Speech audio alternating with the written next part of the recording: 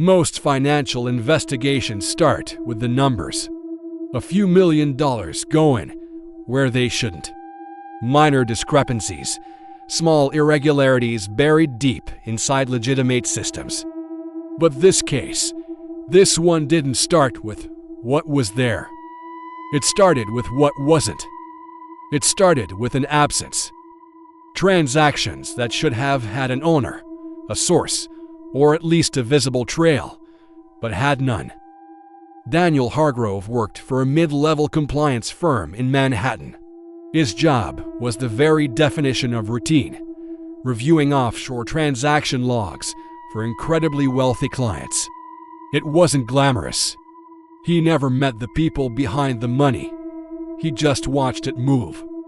And money, as he knew, always leaves fingerprints. Until one day, it didn't. One evening, while sifting through archive transfers from a defunct European banking server, Daniel noticed something strange. A cluster of accounts was moving millions of dollars across borders without any registered ownership. No names, no shell companies, no creation dates, just strings of numbers appearing in transaction chains like ghosts passing through walls. His first thought was data corruption. Old systems are full of glitches and anomalies.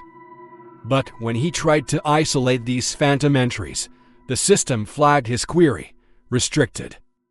Now, restricted data wasn't unusual, but this was different. There was no government security clearance attached to the files, no official protocol.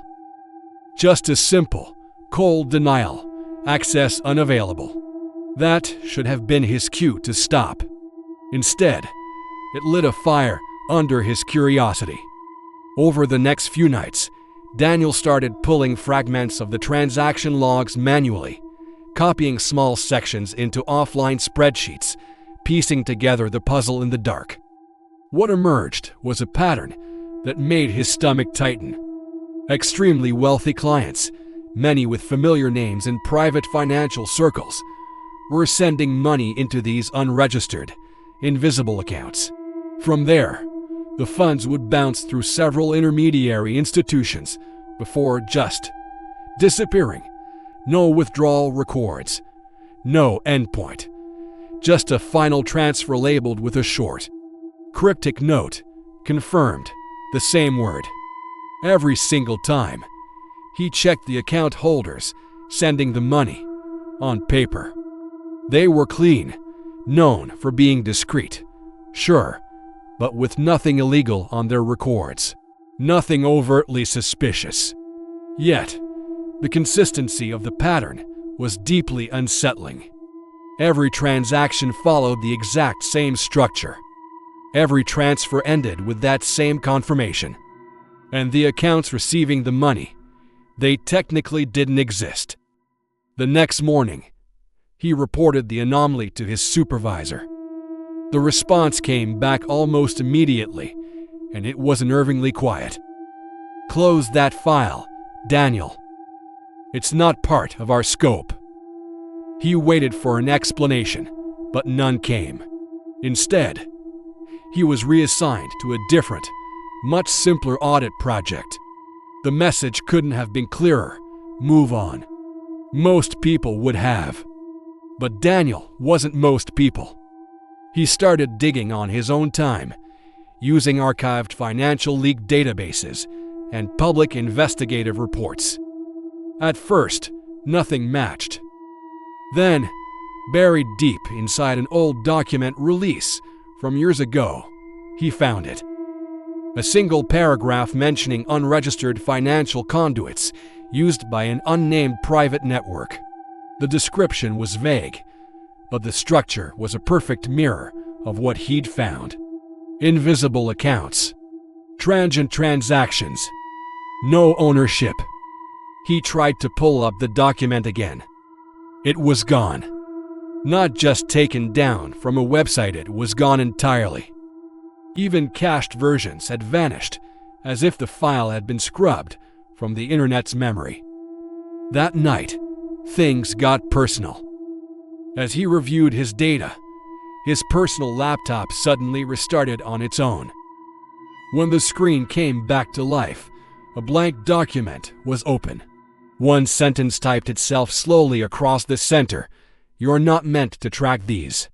Then, the screen went black. He tried to rationalize it. Malware. A sophisticated prank. Anything but what it felt like.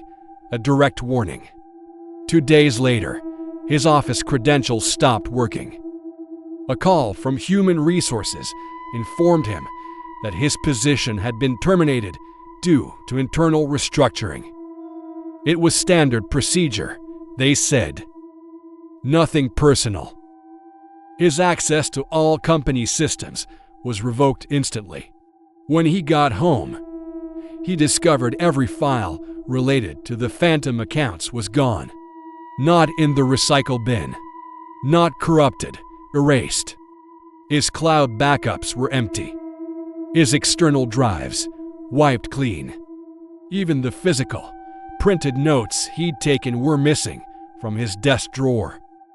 It was as if weeks of his life and work had never existed. He tried to retrace his steps from memory, furiously reconstructing the transaction paths late into the night. Around 2 in the morning, his phone vibrated. Unknown number. He answered without thinking. Silence. Then, a faint sound. Not static, but something softer, like slow, steady breathing right next to a microphone. The call ended. A moment later, a text message appeared on his screen. Some accounts are not for viewing. He didn't sleep that night. He knew he wasn't over his head. His only option was to reach out to someone outside the system. He contacted a freelance investigative journalist he'd met years earlier on a corporate fraud case, someone experienced in handling sensitive financial information. They agreed to meet the following afternoon. Daniel never made it to that meeting. According to official reports, his car was found in an underground parking garage a couple of miles from his apartment. The engine was off. The keys were still in the ignition. His phone was placed neatly on the passenger seat. There were no signs of a struggle. No surveillance footage captured his arrival or his departure. He had simply disappeared. His case received minimal news coverage. Just a brief mention of another missing financial worker in a city where people vanish every day. No connection was ever made to offshore accounts or restricted data logs. Officially, nothing suspicious had occurred. But unofficially, someone else was now looking. The journalist Daniel had contacted didn't stop just because he vanished. Using the few fragments of information he'd shared, she began tracing similar patterns in older financial leak archives. At first, it seemed like a coincidence. Then she saw the repetition. The same invisible account structures appearing across multiple data sets spanning years. Always active. Always unregistered. Always ending with that same confirmation tag. She compiled her findings into a secure, offline file. 2 nights later, at exactly 3:12 a.m., her laptop powered on by itself. A new document appeared on the desktop. It was blank, except for one line of text. Close the file. The next morning, she disconnected the device from all power, removed the hard drive, and destroyed it. The investigation ended right there. Years have passed since then. There's been no official inquiry, no public acknowledgement of these unregistered financial conduits or the powerful people who use them.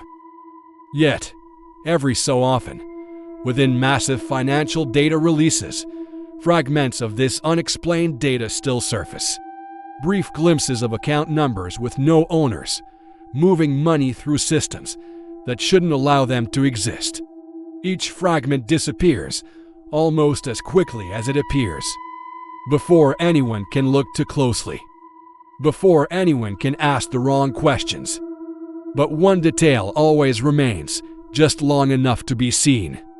Buried deep inside the metadata that few people even know how to read, at the end of every ghostly transaction chain, a single word appears. Confirmed.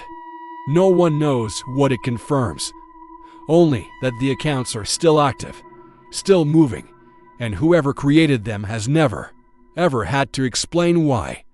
Thank you for watching. If you found this story as chilling as I did, make sure to hit that subscribe button and turn on notifications so you don't miss our next deep dive. See you next time.